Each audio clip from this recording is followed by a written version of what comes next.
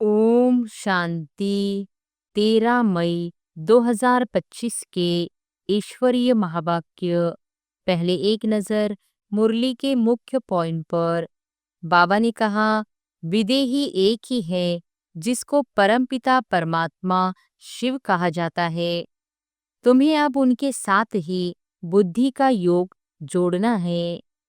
सबको बताना है कि आकर वर्ल्ड के पास प्रेजेंट फ्यूचर को समझो, जिसको कोई भी नहीं जानते। देह अभिमानी बुद्धि को छीछी कहा जाता है, देही अभिमानी को गुलगुल फूल कहा जाता है। अभी तुम फूल बनते हो। सब तो दैवी कुल के बनने वाले नहीं हैं, जो बनने वाले होंगे वही बनेंगे। और फिर बाबा ने कहा, बाबा रोज समझाते हैं, अपना पोता मेल रात को देखो कि आज कोई भी आसुरी काम तो हमने नहीं किया। बाबा कहते हैं, सारी आयु में जो भूल की है वह बताओ। बाप कहते हैं, मैं रहमदिल भी हूँ तो कालों का काल भी हूँ। मुझे बुलाते ही है, पतित पावन आकर पावन बनाओ। अमरनाथ बाप कहते हैं, तुम सब पार्वतियां हो। अभी तुम मामेकम याद करो तो तुम अमरपुरी में चले जाएंगे और तुम्हारे पाप नाश हो जाएंगे। बच्चों से यह प्रश्न भी पूछते हैं कि खर्चा कैसे चलता है। इतने सब बच्चे ब्रह्मा की औलाद ब्राह्मण हैं, तो हम ही अपने लिए खर्चा करेंगे ना। राजाई भी श्रीमत पर हम स्थापन कर रहे हैं अपने लिए। राज्य भी हम करेंगे। राजयोग हम सीखते हैं तो खर्चा भी हम करेंगे। और फिर लास्ट में बाबा ने कहा, बच्चे जो पढ़ेंगे वही खर्चा करेंगे ना। समझाना चाहिए, हम अपना खर्चा करते हैं, हम कोई भीख व डोनेशन नहीं लेते हैं। तुम बच्चों को तो एकदम खीरखंड होकर रहना चाहिए। सतयुग से भी यहाँ बाप तुमको ऊंच बनाते हैं। बाप ईश्वर पढ़ाते हैं तो उनको अपनी पढ़ाई का जलवा दिखाना है, तब तो बाप भी कुर्बान जाएंगे। इस रूहानी पढ़ाई से तुम शीतल बन जाते हो। इसमें तो सिर्फ बाप को याद करते रहो तो एकदम शीतल अंग हो जाएंगे। जो भी बुरा काम हो जाए तो फौरन बताओ व लिखो, बाबा यह बुरा काम हुआ तो तुम्हारा आधा माफ हो जाएगा। और अब सुनते हैं महावाक्यों को विस्तार से। मुरली का सार। मीठे बच्चे, अनेक देहधारियों से प्रीत निकाल एक विदेही बाप को याद करो तो तुम्हारे सब अंग शीतल हो जाएंगे। प्रश्न है, जो दैवी कुल की आत्माएं हैं उनकी निशानी क्या होगी? उत्तर है, दैवी कुल वाली आत्माओं को इस पुरानी दुनिया से सहज ही वैराग्य होगा। उनकी बुद्धि बेहद में होगी। शिवालय में चलने के लिए वह पावन फूल बनने का पुरुषार्थ करेंगे। कोई आसुरी चलन नहीं चलेंगे। अपना पोता मेल रखेंगे कि कोई आसुरी कर्म तो नहीं हुआ। बाप को सच सुनाएंगे, कुछ भी छिपाएंगे नहीं। गीत है, न वह हमसे जुदा होंगे न हम उनसे जुदा होंगे। ओम शांति। अभी यह है बेहद की बातें। हद की बातें सब निकल जाती। दुनिया में तो अनेकों को याद किया जाता है, अनेक देहधारियों साथ प्रीत है। विदेही एक ही है जिसको परमपिता परमात्मा शिव कहा जाता है। तुम्हें अब उनके साथ ही बुद्धि का योग जोड़ना है। कोई देहधारी को याद नहीं करना है। ब्राह्मण आदि खिलाना, यह सब हुई कलयुग की रस्म रिवाज। वहाँ की रस्म रिवाज और यहाँ की रस्म रिवाज बिल्कुल अलग है।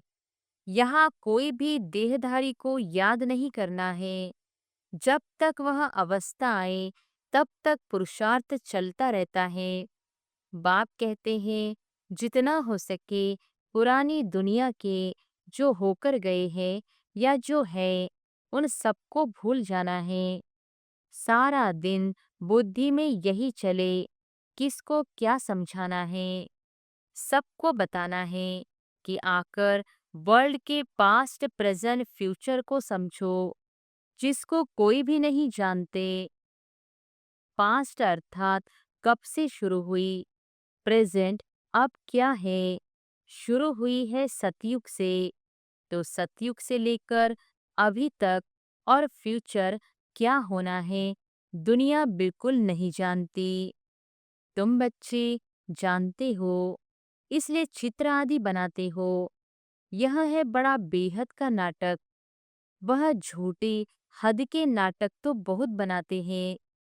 स्टोरी बनाने वाले अलग होते हैं और नाटक की सीनरी बनाने वाले दूसरे होते हैं। यह सारा राज अभी तुम्हारी बुद्धि में है। अभी जो कुछ देखते हो वह नहीं रहेगा, विनाश हो जाएगा। तो तुमको सत्युगे नई दुनिया की सीनरी बहुत अच्छी दिखलानी पड़े। जैसे अजमेर में सोनी द्वारिका है, तो उनमें से भी सीनरी लेकर नई दुनिया अलग बनाकर फिर दिखाओ। इस पुरानी दुनिया को आग लगनी है, इनका भी नक्शा तो है ना। और यह नई दुनिया इमर्ज हो रही है, ऐसे ऐसे ख्याल कर अच्छी रीति बनाना चाहिए। यह तो तुम समझते हो। इस समय मनुष्यों की बिल्कुल है जैसे पत्थर बुद्धि। कितना तुम समझाते हो, फिर भी बुद्धि में बैठता नहीं। जैसे नाटक वाले सुंदर सीनरी बनाते हैं, ऐसे कोई से मदद ले। स्वर्ग की सीनरी बहुत अच्छी बनानी चाहिए।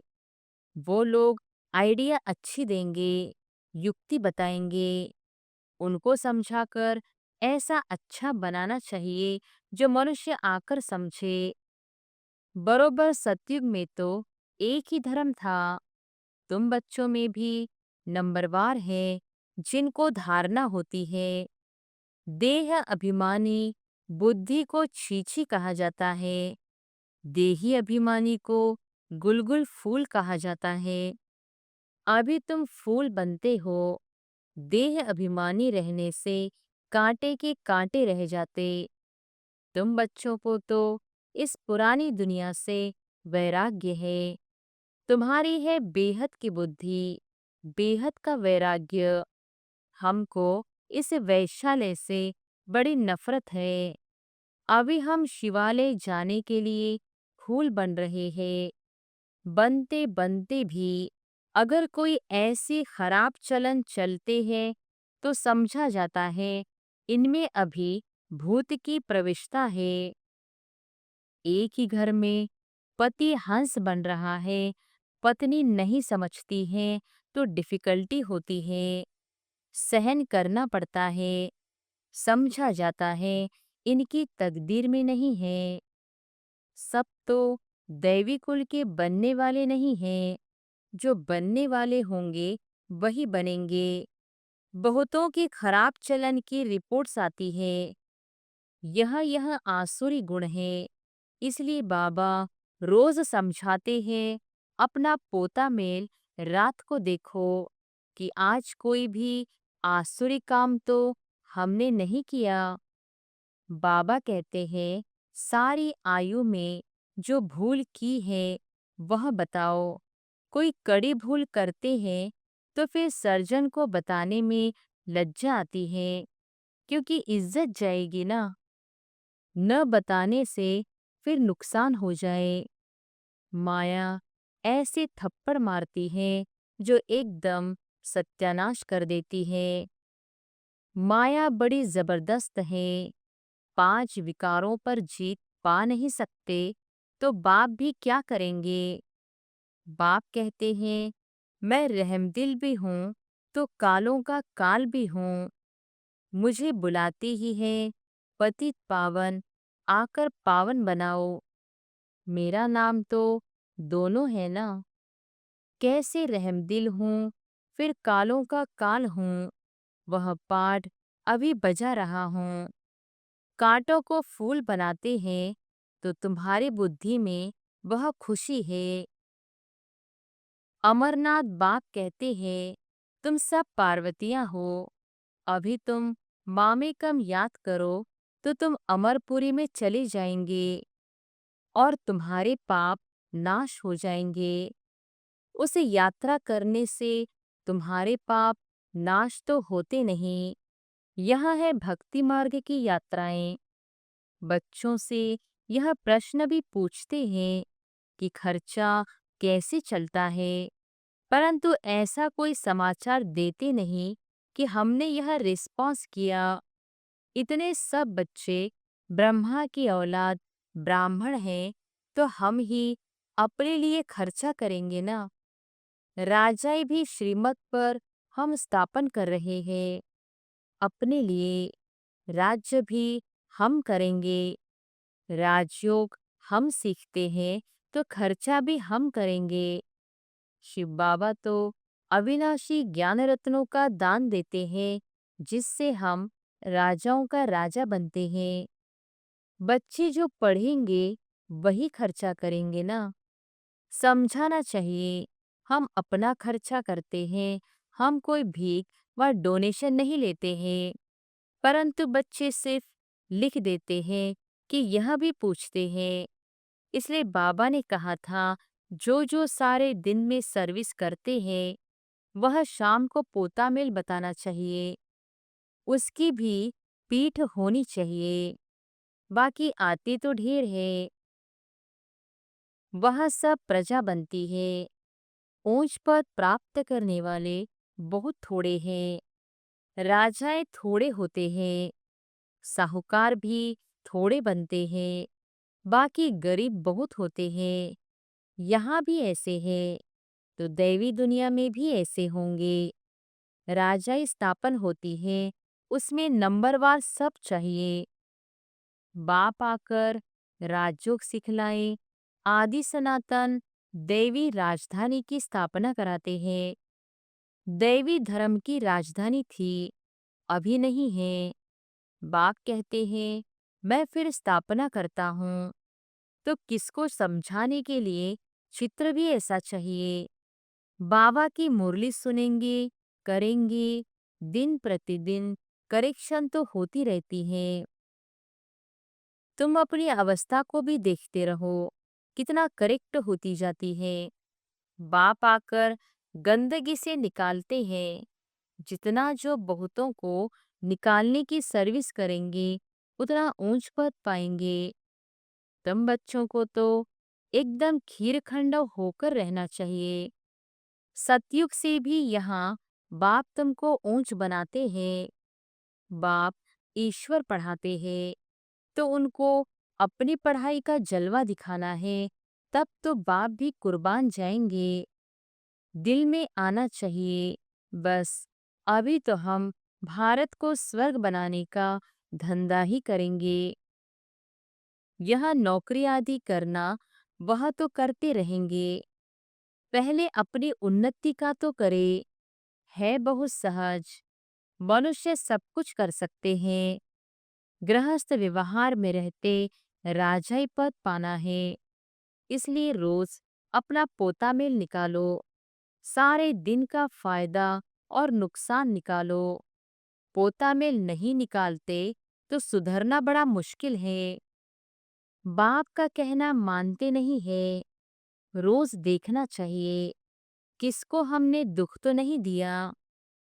पद बहुत ऊंचा है, अथाह कमाई है, नहीं तो फिर रोना पड़ेगा। रेस होती है ना, कोई तो लाखों रुपया कमा लेते हैं, कोई तो कंगाल के कंगाल रह जाते हैं। अभी तुम्हारी है ईश्वरीय रेस, इसमें कोई दौड़ी आदि नहीं लगानी है। सिर्फ बुद्धि से प्यारे बाबा को याद करना है।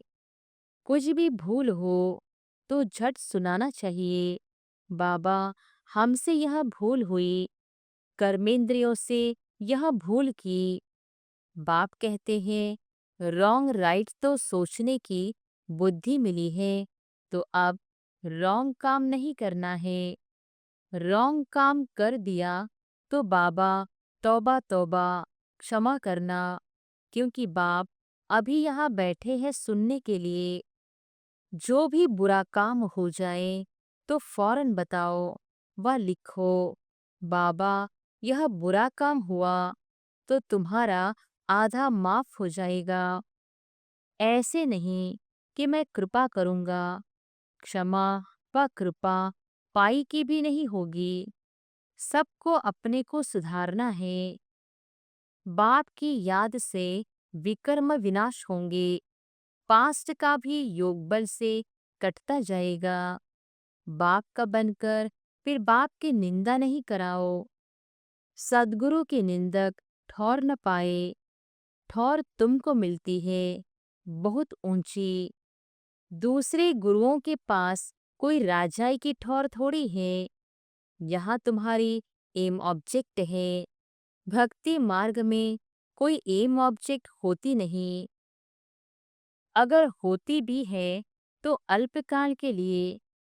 कहाँ 21 जन्म का सुख, कहाँ पाई पैसे का थोड़ा सुख।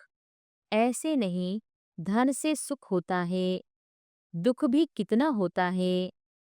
अच्छा समझो, कोई ने हॉस्पिटल बनाई तो दूसरे जन्म में रोग कम होगा।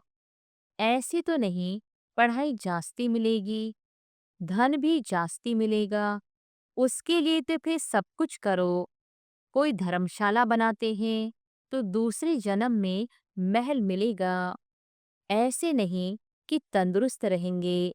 नहीं तो बाप कितनी बातें समझाते हैं।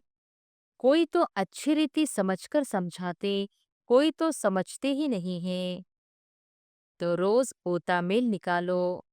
आज क्या पाप किया, इस बात में फेल हुआ। बाप राय देंगे तो ऐसा काम नहीं करना चाहिए।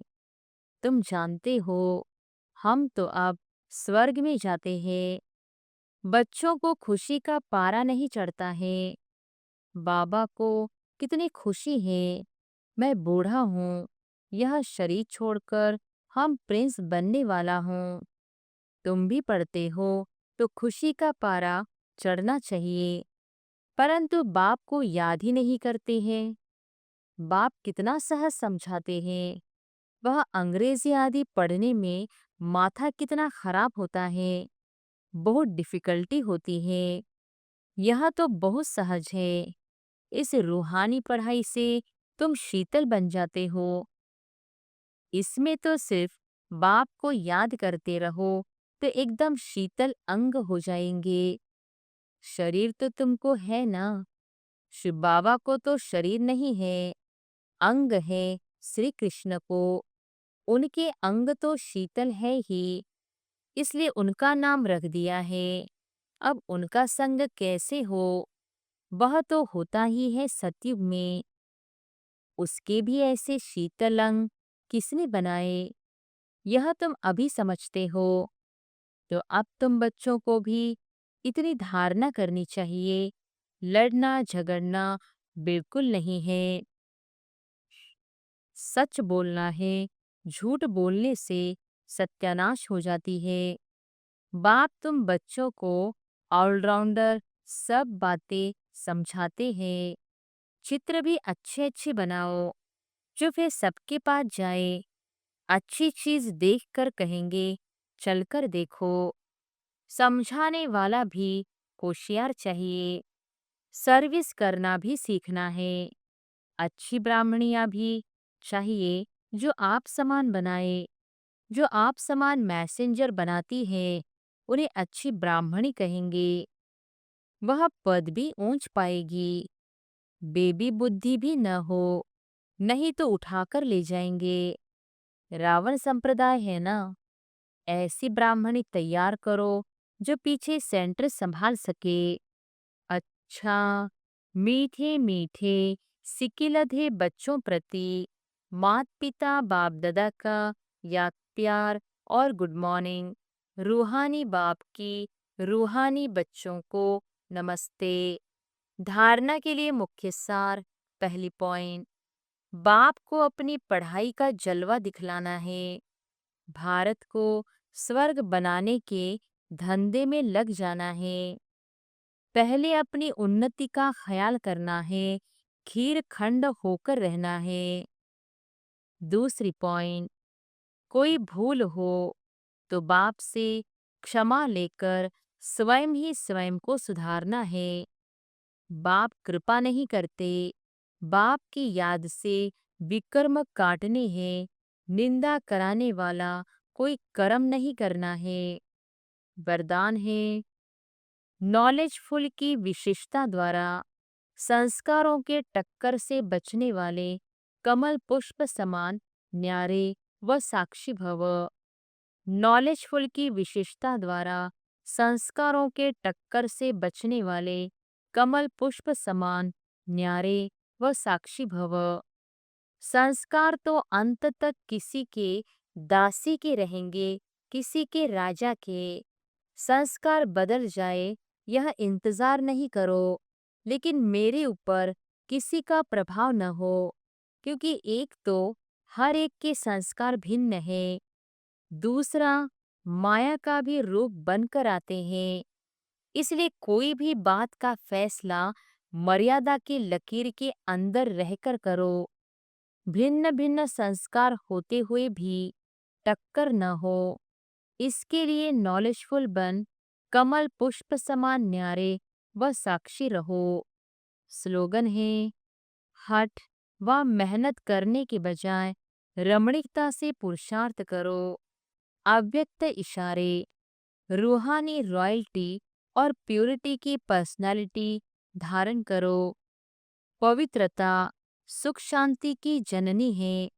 जहाँ पवित्रता है वहाँ दुख अशांति आ नहीं सकती। तो चेक करो, सदा सुख की शैया पर आराम से अर्थात शांत स्वरूप में विराजमान रहते हैं। अंदर क्यों क्या और कैसे की उलझन होती है, या इस उलझन से परे सुख स्वरूप स्थिति रहती है। अच्छा, ओम शांति।